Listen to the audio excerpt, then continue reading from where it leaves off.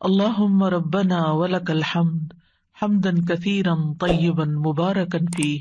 اے اللہ ہمارے رب، تیرے ہی لیے سب تعریف ہے، بہت زیادہ پاکیزہ اور بابرکت تعریف۔ اللہم صلی علی محمد وعلی آل محمد کما صلیت علی ابراہیم وعلی آل ابراہیم انک حمید مجید۔ اللہم بارک علی محمد وعلی آل محمد کما بارکت علی ابراہیم وعلی آل ابراہیم انک حمید مجید۔ پروگرام قریب و مجیب کے سلسلے میں آج ہم ڈر اور گھبراہٹ کے وقت کی دعاؤں کے بارے میں پڑھیں گے۔ ہم سب جانتے ہیں کہ اللہ تعالیٰ نے اس دنیا کو امتحان کی جگہ بنایا ہے۔ انسان اس فانی دنیا میں طرح طرح کی آزمائشوں میں مبتلا ہو جاتا ہے۔ اللہ تعالیٰ کا فرمان ہے وَلَنَبْلُوَنَّكُمْ بِشَيْءٍ مِّنَ الْخَوْفِ وَالْجُوعِ وَنَقْصٍ مِّنَ الْأَمْوَالِ وَالْأَنفُسِ وَالثَّمَرَاتِ وَبَشِّرِ الصَّابِرِينَ، اور یقیناً ہم تمہیں خوف اور بھوک اور مالوں اور جانوں اور پھلوں کی کمی میں سے کسی نہ کسی چیز کے ساتھ ضرور آزمائیں گے۔ یعنی امتحان تو ہونا ہے، آزمائش تو آنی ہی ہے، اور آپ ایسے صبر کرنے والوں کو خوشخبری دے دیجئے کہ جنہیں مصیبت پہنچے تو وہ کہے انا للہ و انا الیہ راجعون۔ نتیجہ کیا ہوتا ہے؟ ایسے لوگوں پر اللہ کی رحمتیں اور نوازشیں ہوتی ہیں، اور ایسے ہی لوگ ہدایت یافتہ ہوتے ہیں۔ ایک اور جگہ پر سورۃ الانبیاء میں اللہ تعالیٰ فرماتے ہیں وَنَبْلُوكُمْ بِالشَّرِّ وَالْخَيْرِ فِتْنَةً وَإِلَيْنَا تُرْجَعُونَ، اور ہم تمہیں برائی اور بھلائی میں مبتلا کر کے آزماتے ہیں اور تم سب ہماری ہی طرف لوٹائے جاؤ گے۔ دونوں جگہ جہاں آزمائش کی بات آئی وہاں واپس لوٹنے کی بات آئی کہ انسان پر وہ آزمائش ہلکی ہو جائے۔ جب انسان یہ سوچتا ہے کہ یہ زندگی بہت مختصر ہے اور یہاں کے امتحان اور یہاں کی تکلیفیں بھی آخرت کے مقابلے میں بہت چھوٹی ہیں۔ ابن عباس کہتے ہیں اس کا مطلب ہے کہ ہم تمہیں سختی اور خوشحالی، صحت اور بیماری، دولت اور فقر، حلال اور حرام، اطاعت اور نافرمانی، ہدایت اور گمراہی کے ساتھ آزماتے ہیں۔ یعنی ان میں سے مختلف چیزیں وقتاً فوقتاً انسان کے سامنے آتی رہتی ہیں جن سے اس کی آزمائش ہوتی رہتی۔ اگر دیکھا جائے تو ہر لمحے ہماری ایک آزمائش ہو رہی ہوتی ہے، ایک امتحان ہوتا ہے کہ ہم ابھی کے نیئر فیوچر کے بارے میں کیا فیصلہ کرتے ہیں، کسی خیر کا یا شر کا۔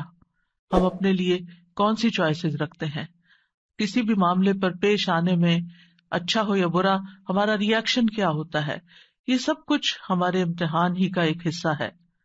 اور انسان کمزور پیدا کیا گیا ہے۔ سورۃ النساء میں اللہ تعالیٰ فرماتے ہیں یرید اللہ ان یخفف عنکم وخلق الانسان ضعیفا، اللہ چاہتا ہے کہ تم سے بوجھ ہلکا کرے اور انسان کمزور پیدا کیا گیا ہے۔ یعنی انسان کو کمزور کس لیے پیدا کیا گیا؟ تاکہ وہ اللہ تعالیٰ کی بارگاہ میں اپنی کمزوری کو ظاہر کرے اور اپنی طاقت اللہ رب العالمین سے حاصل کرے، اور ساری نعمتیں اور ہر مشکل کا حل وہیں سے ڈھونڈے۔ تو جب وہ اللہ تعالیٰ کے سامنے بندہ بن کے رہتا ہے، اس کے سامنے جھک جاتا ہے، اس کی عبادت کرتا ہے، اس سے اپنی محتاجی کا اظہار کرتا ہے، اس کے آگے اپنے ہاتھ پھیلاتا ہے، اس سے دعائیں کرتا ہے، تو اس کو وہ سعادت حاصل ہو جاتی ہے جس کا وہ متلاشی ہوتا ہے، اور اللہ تعالیٰ پھر اس کو اس مشکل سے نکال دیتے ہیں۔ اور اگر کوئی شخص اپنی طاقت پر، اپنے بل بوتے پر مسائل کو حل کرنا چاہتا ہے تو پھر اللہ تعالیٰ اس سے بے نیازی اختیار کرتا ہے، اور اس طرح انسان کی بد نصیبی کا دور شروع ہو جاتا ہے۔ جب کوئی مشکل آئے تو اس کا مقابلہ ایمان اور توکل سے کرنا چاہیے۔ یعنی انسان کمزور ہے، انسان کے پاس وہ طاقت، وہ اسباب نہیں کہ جن کی بنا پر وہ مشکلات کا پورا مقابلہ کر سکے، لہذا اس کا رجوع اور اس کا دھیان اللہ سبحانہ تعالیٰ کی طرف ہی ہونا چاہیے، اس کا بھروسہ اور اعتماد اللہ سبحانہ تعالیٰ کی ذات پر ہی ہونا چاہیے کہ اس وقت جو مشکل آ گئی ہے، جس پریشانی میں مبتلا ہوں میں، اس کو دور کرنے والا صرف اور صرف اللہ ہے۔ ایمان اور توکل دونوں قرآن مجید میں ساتھ ساتھ بھی آئے ہیں۔ ایک جگہ پر اللہ تعالیٰ فرماتے ہیں علی اللہ فتوکلوا ان کنتم مؤمنین، اللہ پر توکل کرو اگر تم مومن ہو. یعنی اس دنیا میں کسی بھی امتحان اور کسی بھی آزمائش میں انسان صرف اسی وقت پورا اتر سکتا ہے جب وہ اللہ تعالیٰ پر بھروسہ کرنے والا ہو، اللہ کا سہارا پکڑنے والا ہو، اللہ کی طرف رجوع کرنے والا ہو. جب وہ یہ سمجھے کہ مجھ پر جو کچھ بھی آیا ہے اللہ کے اذن سے ہی آیا ہے، میں اللہ کی نگاہ میں ہوں، اللہ تعالیٰ میرے بارے میں جانتا ہے کہ اس وقت میری کیفیت کیا ہے، اور اس مشکل سے نکالنے کا حل اور راستہ بھی اسی کے ہاتھ میں ہے. اور اگر انسان یہ توکل نہیں کرتا تو پھر وہ مایوسی کی نظر ہونے لگتا ہے. دشمن کو کبھی اچھا لگتا ہے ہم خوش رہیں؟ وہ تو ہر وقت اس طاق میں ہے کہ ہم کسی طرح پریشان رہیں، تو وہ مزاج کے ذریعے ہمیں پریشان کرتا ہے. تو یا اللہ میں اس سے بھی پناہ مانگتی ہوں کہ وہ میرے پاس حاضر بھی ہو. پھر اسی طرح ایک اور دعا ہے، اعوذ بکلمات اللہ التامات التی لا یجاوزہن بر ولا فاجر من شر ما ینزل من السماء وما یعرج فیہا ومن شر فتن اللیل والنہار ومن کل طارق الا طارقا یترک بخیر یا رحمان. میں اللہ کے تمام کلمات کے ذریعے پناہ لیتا ہوں جن سے آگے نہ کوئی نیک اور نہ کوئی فاجر بڑھ سکتا ہے، ان تمام چیزوں کے شر سے جو آسمان سے اترتی ہیں اور جو آسمان کی طرف چڑھتی ہیں، اور رات اور دن کے فتنوں کے شر سے اور رات کو آنے والے کے شر سے، سوائے اس کے جو خیر کے ساتھ آئے. اے نہایت رحم کرنے والے، یعنی یا رحمان. یہ رات کے وقت گھبراہٹ کی دعا ہے. خالد بن ولید کہتے ہیں میں رات کو نیند میں گھبرا جایا کرتا تھا، پھر میں نبی صلی اللہ علیہ وسلم کے پاس حاضر ہوا تو میں نے عرض کی میں رات کو نیند میں ڈر جاتا ہوں، اپنی تلوار اٹھا لیتا ہوں، جو چیز سامنے آتی ہے اسے مار ڈالتا ہوں. تو آپ نے فرمایا کیا میں تمہیں وہ کلمات نہ سکھا دوں جو مجھے روح الامین نے سکھائے ہیں؟ کہو. اور پھر یہ دعا سکھائی. کتنے ہی لوگ ہیں جن کو رات کو برے برے خواب آتے ہیں اور وہ اپنے خوابوں کی وجہ سے پریشان رہتے ہیں، سخت گھبراہٹ کا شکار رہتے ہیں. فیملی میں کبھی ایک کو خواب آنے لگتے، کبھی دوسرے کو، کبھی تیسرے کو.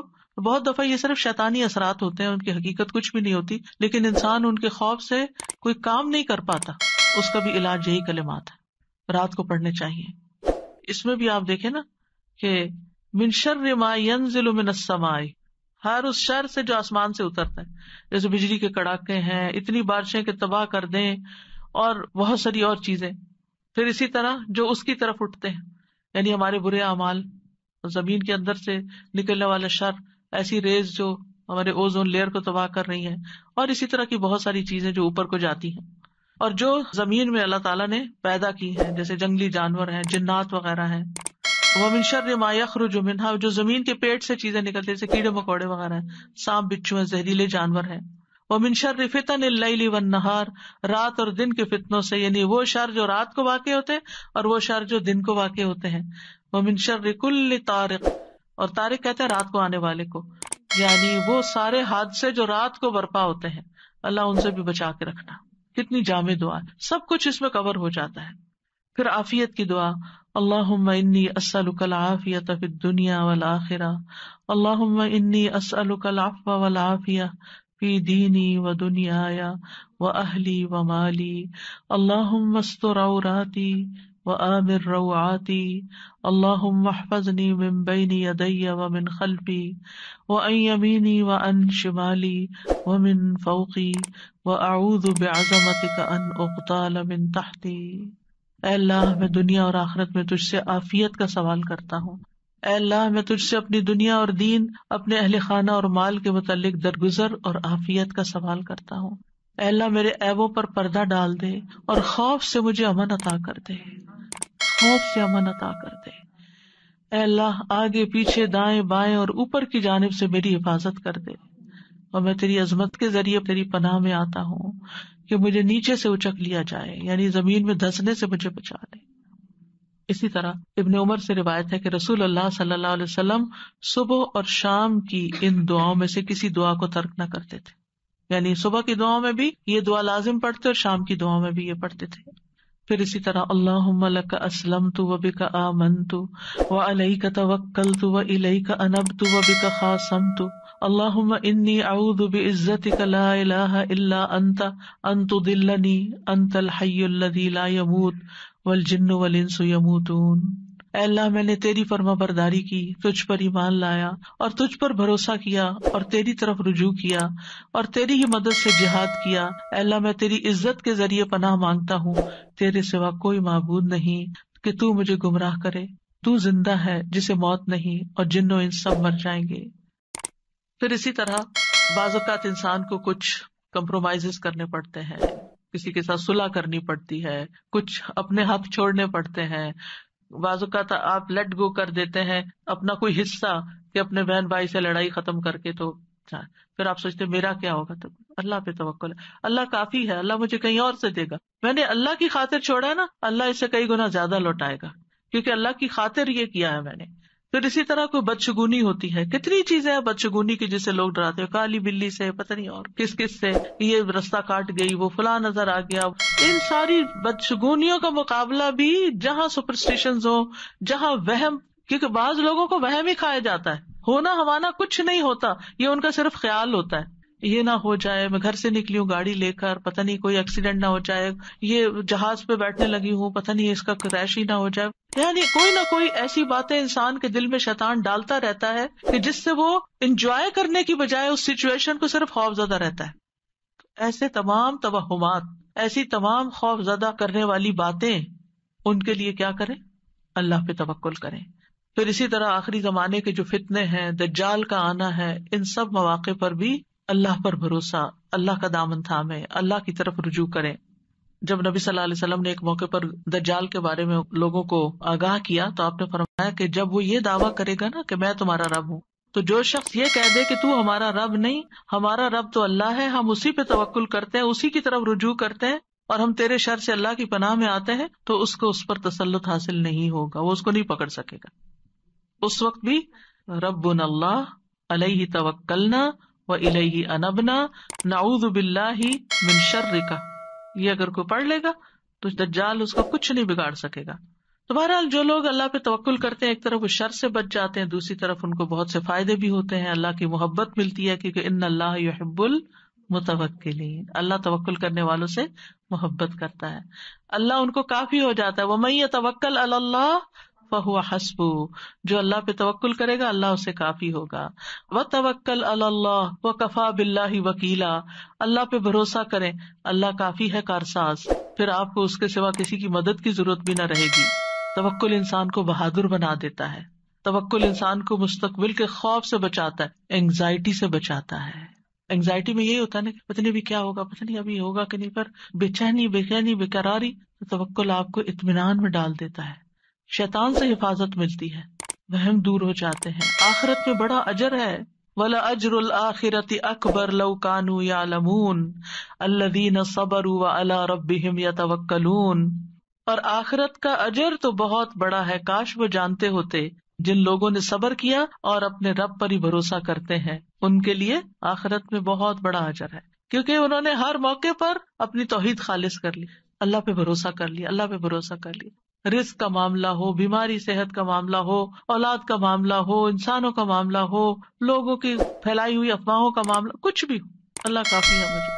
یعنی ایسے لوگ زندگی میں سب سے زیادہ پرسکون ہوتے ہیں جو اپنے معاملات اللہ کے سپرد کر دیتے ہیں۔ تو اس لیے کوئی بھی چیز جب آپ کے دل میں گھبراہٹ ذرا سی بھی ڈالے، فوراً پڑھے حسبنا اللہ ونعم الوکیل، یا حسبی اللہ ونعم الوکیل، حسبی اللہ لا الہ الا ہو علیہ توکلت وہو رب العرش العظیم۔ دل میں بہت سے خوف آتے ہیں نا، یہ فوت ہو گیا تو ہماری رزق روزی کا بندوبست کیا ہوگا، بیٹا نہیں بیٹی پیدا ہوگی تو شاید مجھے طلاق ہو جائے، فلاں ہو گیا تو ایسا ہو جائے گا، یہ جو ہمارے معاشرے میں پائے جانے والے طرح طرح کے خوف ہے نا، تو اس دن بھی میں نے کہا تھا کہ خواتین کو ایموشنلی اسٹرانگ ہونے کی ضرورت ہے، اور یہ صرف اللہ پر بھروسہ اور اعتماد ہے جو آپ کو اسٹرانگ کر سکتا ہے۔ جب تک آپ صرف لوگوں پہ بھروسہ کریں گے، لوگ قابل اعتماد نہیں، یہ نہیں میں کہتی کہ ان پہ ٹرسٹ کر نہیں سکتے، وہ مس ٹرسٹ کا ذریعہ ہے، نہیں، مقصد یہ کہ وہ کمزور ہے نا، وہ ہر چیز کا احاطہ نہیں کر سکتے۔ آپ والدین پہ بھروسہ کرتے ہیں، ان کی بھی لمٹس ہیں، آپ بچوں پہ ٹرسٹ کرتے ہیں، ان کی بھی لمٹس ہیں، یعنی کہ وہ آپ کو دھوکہ دینا چاہتے ہیں، آپ اپنے کسی پرابلم کے لیے وکیل ہائر کرتے ہیں، اس کی بھی لمٹس ہیں۔ دنیا میں ہر ایک کی لمٹس ہیں، کوئی آپ کی ساری توقعات پہ پورا نہیں اتر سکتا، لیکن اللہ ہے جو سب توقعات پہ پورا اتر سکتا ہے، وہ سب کچھ کر سکتا ہے۔ یقین پختہ کریں. اصل میں پتہ کیا معلوم ہے سب کچھ ہمیں، لیکن نہ یقین ہے نہ یقین سے پڑھتے ہیں، پھر دل چھوٹا کر بیٹھتے ہیں، پھر دل ٹوٹا پڑا ہوتا ہے، پھر نیچے گرے پڑے ہوتے ہیں. اپنے آپ کو اٹھائیں، مضبوط کریں، اور مضبوطی صرف اللہ سے آتی ہے. پھر اسی طرح ایک اور دعا ہے، ربنا علیک توکلنا والیک انبنا والیک المصیر. اے ہمارے رب، ہم نے تجھی پر بھروسہ کیا، تیری ہی طرف رجوع کیا، تیری ہی طرف ہم نے لوٹنا ہے. پھر اللہ اللہ ربی لا اشرک بہ شیئا. نبی صلی اللہ علیہ وسلم کو جب کوئی چیز گھبراہٹ میں ڈالتی، یہ انگزائٹی کے وقت پڑھنے کی دعا ہے، اللہ اللہ میرا رب، اس کا کوئی شریک نہیں. اور پھر ایک بڑی خوبصورت دعا، اعوذ بکلمات اللہ التامات من شر ما خلق. میں پناہ مانگتا ہوں اللہ کے تمام کلمات کے ساتھ ہر اس چیز کے شر سے جو اس نے پیدا کی. رسول اللہ صلی اللہ علیہ وسلم نے فرمایا، جو کسی منزل پر پڑاؤ ڈالے کسی بھی جگہ، وہاں وہ یہ دعا پڑھ لے تو اس جگہ سے نکلنے تک کوئی چیز اس کو نقصان نہیں دے گی. آپ کسی کے گھر میں گئے ہیں، آپ کسی شاپ پر گئے ہیں، آپ کسی ہاسپٹل میں گئے ہیں، آپ گروسری کرنے گئے ہیں، کہیں بھی اپنی جاب پلیس پہ گئے ہیں، انٹر ہونے کے بعد 3 دفعہ اعوذ بکلمات اللہ التامات من شر ما خلق پڑھ لیں، کوئی چیز نقصان نہیں دے گی. کچھ نقصان نظر آتے ہیں سامنے، کچھ تو وائرس نظر بھی نہیں آتے کہ کہاں سے آ چمٹے، لیکن اگر آپ اللہ کی پناہ میں تو کوئی چیز آپ کو نقصان نہیں دے گی. تو اعوذ، میں پناہ لیتا ہوں، میں التجا کرتا ہوں، میں اللہ سبحانہ وتعالیٰ کے حوالے اپنے آپ کو کرتا ہوں، بکلمات اللہ. کلمات جمع قلت ہے لیکن کثرت پہ دلالت کرتی ہے، یعنی اللہ کے تمام کلمات کے ساتھ. جیسے قرآن مجید میں آتا ہے نا، قل لو کان البحر مدادا لکلمات ربی لنفد البحر قبل ان تنفد کلمات ربی ولو جئنا بمثلہ مددا. کہہ دیجیے اگر سمندر میرے رب کی باتوں کے لیے سیاہی بن جائے تو یقیناً سمندر ختم ہو جائے گا اس سے پہلے کہ میرے رب کی باتیں ختم ہوں، اگرچہ ہم اس کے برابر اور سیاہی لے آئیں. اتنے کلمات ہیں اللہ کے، امیجن نہیں کر سکتے آپ. اور اس سے مراد قونی اور شرعی دونوں طرح کے کلمات ہیں. کلمات سے مراد قرآن مجید بھی لیا گیا ہے جس میں شفا ہے، وہ اللہ کا کلام ہے. اور اللہ کا کلام صرف قرآن نہیں ہے، اس کے علاوہ بھی جتنے اس کے احکامات نازل ہوتے رہتے ہیں ساری مخلوق پر، وہ سارے بھی اللہ کے کلمات ہیں. اور اللہ کے تمام کلمات اپنی خبر میں اور اپنے حکم میں سچے اور عدل والے ہیں. اللہ کے کلمات نقص اور عیب سے پاک ہیں. بندوں کے کلام میں نقص اور عیب ہوتا ہے نا، کبھی وہ سخت ہوتا ہے، کبھی وہ بہت نرم ہوتا ہے، کبھی اس میں گرامیٹیکل مسٹیکس ہوتی ہیں، کبھی وہ کہنا کچھ چاہتے ہیں کہہ کچھ اور جاتے ہیں، کبھی اس میں ٹنگ سلپس ہوتی ہیں، بے شمار غلطیاں. آپ کبھی بھی ایک دفعہ لکھ کے اپنی تحریر سے راضی نہیں ہو سکتے. آپ پھر اسے ریویو کرتے، پھر کہتے یہ ٹھیک نہیں، وہ ٹھیک نہیں، ایسے نہیں ویسے نہیں، کیونکہ آپ میں نقص ہے نا. ہم کمزور انسان ہیں، لیکن اللہ تعالیٰ کے کسی کلمے میں کسی بات میں کوئی نقص ہے ہی نہیں. لہٰذا میں ان کلمات کے ساتھ اللہ کی پناہ لیتا ہوں. اللہ تعالیٰ کے کلمات میں شفا ہے، کافی ہے، شافی ہے. کس سے؟ من شر ما خلق، ہر اس چیز کے شر سے جو چیز اس نے پیدا کی. مطلب یہ ہے ویسے تو اللہ ہی خالق ہے خیر اور شر کا، لیکن ہم احترام اور ادب کے طور پر یہ نہیں کہتے کہ اس شر کو جو تو نے پیدا، نہیں یہ نہیں کہتے. ہم کہتے ہیں اس چیز کے شر سے، چیز کا شر جو تو نے پیدا کی، یعنی چیز تو نے پیدا کی اور اس کے اندر خیر اور شر دونوں رکھا، چاہے کوئی انسان ہو چاہے کوئی حیوان ہو، ہر کی ہر چیز کے اندر خیر اور شر ہوتا ہے. تو اس کا خیر ہمیں عطا کر دینا، اس کے شر سے ہمیں بچا لینا. آپ کوئی بھی چیز کھاتے ہیں، پیتے ہیں، لیتے ہیں، پہنتے ہیں، اوڑھتے ہیں، ہر چیز کے اندر خیر بھی ہے اور شر بھی ہے. آپ انسانوں کے ساتھ ملتے ہیں جلتے ہیں، ان میں خیر بھی اور ان میں شر بھی. فَأَلْهَمَهَا فُجُورَهَا وَتَقْوَاهَا. تو ہم کیا مانگ رہے ہیں کہ یا اللہ ان کا خیر تو ہمیں پہنچے لیکن ان کا کوئی شر ہمیں نہ چھوئے. کتنی جامع دعا ہے. اب مثلاً ہم ٹریٹمنٹ کرواتے ہیں، ہم کوئی دوا کھاتے ہیں، اس کے سائڈ افیکٹس بھی ہوتے ہیں. ہم کوئی سرجری کرواتے ہیں، جہاں ایک طرف فائدہ اور ہوتا ہے وہاں اس کے کئی اور مسئلے کھڑے ہو جاتے ہیں. یا اللہ ان ساری چیزوں کے شر سے بھی مجھے بچا لینا، لیکن خیر مجھے دے دینا. جو اس میں فائدہ ہے وہ تو ٹھیک ہے، لیکن جو شر ہے وہ اپنی رحمت سے دور کر دے. تو آپ دیکھیے کہ پھر آپ کو کہاں خوف رہے گا. ہر جگہ تو آپ یہ پڑھ سکتے ہیں. نبی صلی اللہ علیہ وسلم نے گھبراہٹ کے موقع پر ایک اور دعا بھی سکھائی تھی، وہ بھی اسی سے شروع ہوتی ہے، اعوذ بکلمات اللہ التامۃ من غضبہ وشر عبادہ ومن ھمزات الشیاطین وان یحضرون. میں اللہ کے کامل کلمات کی پناہ میں آتا ہوں اس کی ناراضگی سے، اس کے بندوں کی شرارتوں سے، شیطان کے وسوسوں سے، اور اس بات سے کہ وہ میرے پاس آئیں. عمرو بن شعیب اپنے والد سے اور وہ اپنے دادا سے روایت کرتے ہیں کہ رسول اللہ صلی اللہ علیہ وسلم ڈر یا گھبراہٹ کے موقع پر انہیں یہ کلمات سکھایا کرتے تھے۔ عبداللہ ابن عمر اپنے سمجھدار بچوں کو یہ کلمات سکھا دیتے تھے کہ بچے جب ڈرو یہی کلمات پڑھ لینا، اور جو نہ سمجھ ہوتے تھے چھوٹے ان کے گلے میں لکھ کے لٹکا دیتے تھے۔ یعنی آپ یہ